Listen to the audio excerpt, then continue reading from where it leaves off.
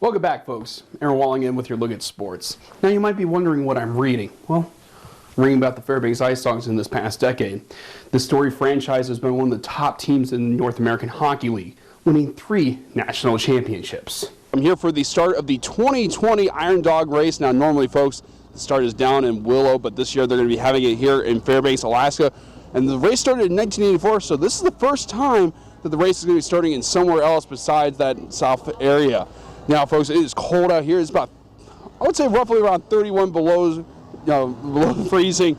Julie Swisher did not give us a good lookout on how things were going to be this cold. Now I'm here at North Pole High School before the start of the Mid-Alaska Volleyball Conference Tournament, as it's going to be the Lathrop Malamutes versus the West Valley Wolfpack. But before we get to that, high school hockey started last night with the West Valley Wolfpack taking on the North Pole Patriots, while the Lathrop Malamutes took on the Hutchinson Hawks. Let's take a look at that. Welcome back, folks. Aaron Walling in with your look at sports. We start tonight with the Alaska Nanooks men's basketball program that took on the Western Oregon Wolves in the first round of the GNAC tournament. Well, the Nooks used this Kobe Hirota turnaround jumper with 7 seconds left to give themselves a 3-point lead. And they won 91-88, but here's what was impressive, as they did this without Shadid Shabazz in the final 2 minutes after he fouled out. Dieter did his part, however, scoring a GNAC tourney record 42 points, and he grabbed 4 steals as well. Hirota was pivotal, getting 18 points. Dieter spoke about his team stepping in after he fouled out. So take us through what happened that day on, with that Friday. We got in, we were on the wall, and then he told us to push off.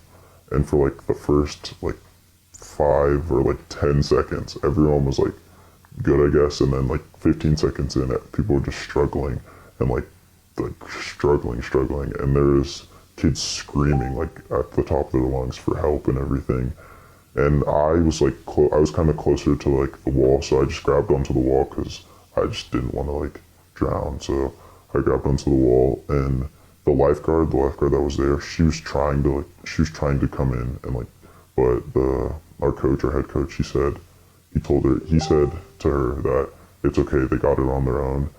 Reliving that, when you saw the 3 that they had to have CPR and whatnot, what was the mood in the room and what was going through your mind? For me, when I got out of the pool and then I saw the lifeguard, she jumped in and then she came back up and she said she couldn't grab him.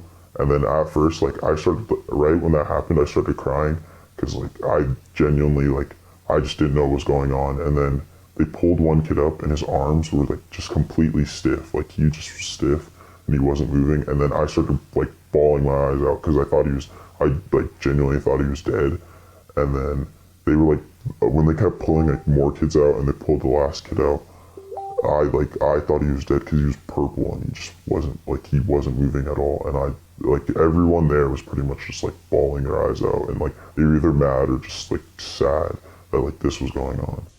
Kids were screaming, and then after a couple more seconds, that the coaches realized that this wasn't really a good idea. They said, all right, get to the ledge, and then a floaty was thrown in the pool to help kids. At any point did he say that this was a mandatory conditioning camp? He did. He said you have to be there if you want.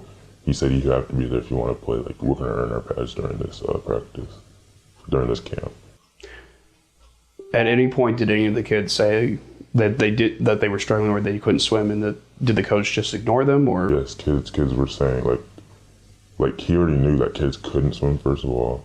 And there was about 3 kids still on the ledge, saying they weren't saying they didn't want to do it, but it was they didn't want to, because it was before they even got off the ledge, it was already heavy because the sweaters were just. During when the mayhem started and when the lifeguard and assistants and whatnot, what was Roy Hessner doing? When the lifeguard jumped in, yeah, he wasn't doing anything. Anything at all. I saw him, he was on the phone at first, he was on the phone for a brief, I don't know, I saw him on the phone, but then after that, he didn't do anything. I didn't see him help any of because every coach that was there pretty much was either going in the water, grabbing a kid, or they were outside the pool, talking to kids, calming them down, and he just didn't talk to any kids at all, and he wasn't trying to help any kids. How did everything break apart? Did you guys just go home, or He brought us all together because we were all with one of the coaches, and he was talking to us, and he was like trying to calm us all down and everything. And then after all the kids left with the ambulance, he came over and he said to us that this is a worst case scenario, and I've done this a lot. He said, I've done this so many times. This has never happened. He's like, you don't plan for this, and like he said that he hopes to see us tomorrow at 7 a.m. And then that was it. And then he just told us we could go home. all right? And I guess my final question is, those coaches and those players that did jump in and lifeguard, what's something that, is there something that you want to say about them, about what they did? I think that like all the coaches that were just there and like helped, like actually genuinely helped the kids, I like appreciate that, because if the coaches didn't jump in, I really think some kids would have died then, or if the lifeguard didn't jump in first, kids would have died.